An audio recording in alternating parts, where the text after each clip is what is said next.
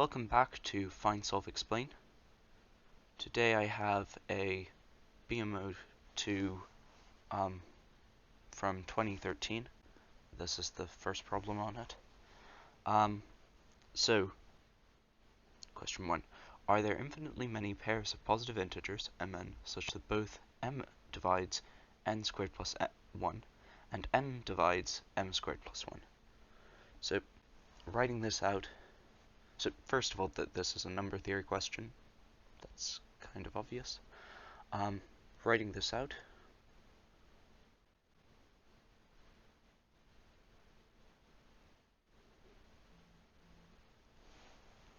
now from this, because m squared plus 1 mod m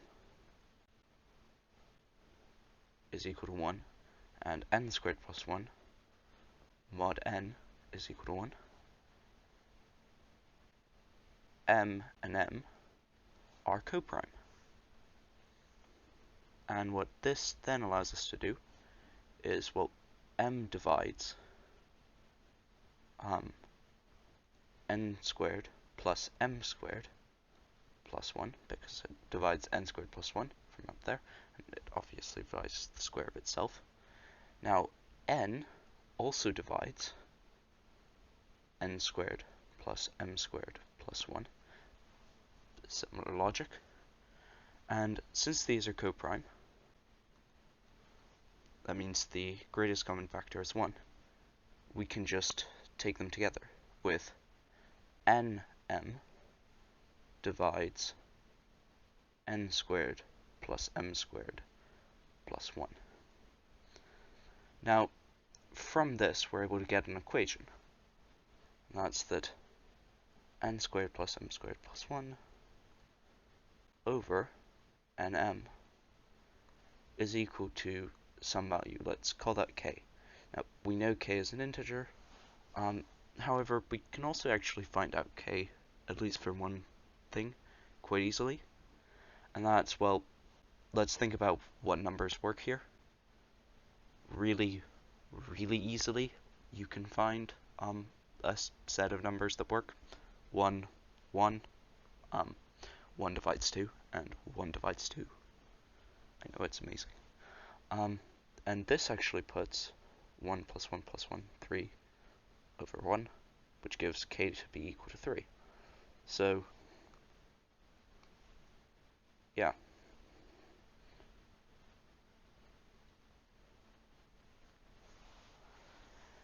Now, we can actually write this as a quadratic. So, first of all, I'm just going to assume, because this is symmetric in n and m, we can say, without loss of generality, let's just say that m is smaller than m, smaller or equal to n. Now, let's write this as a quadratic in m. So we have m squared minus 3nm plus n squared plus 1 is equal to 0. Now, we know that this quadratic has two solutions. The first solution, so let's call these solutions m and m1. I know this is confusing.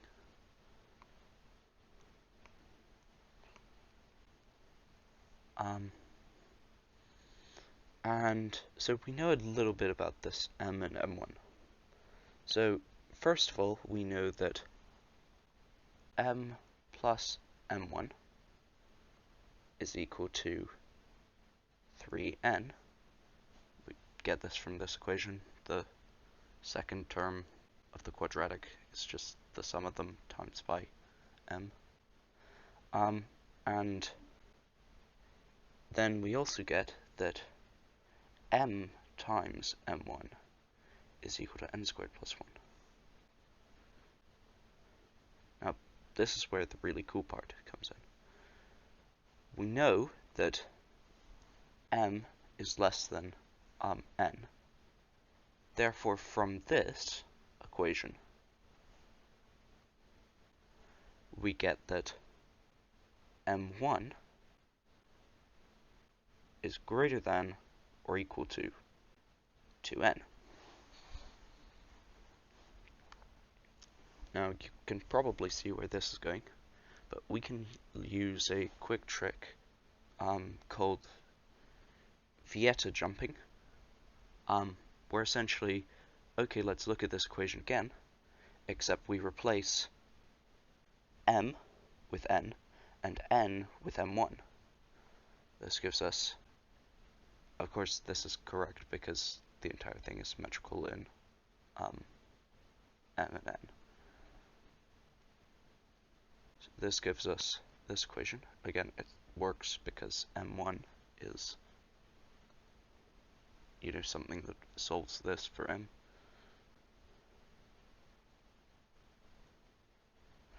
Now we can do the same thing again to create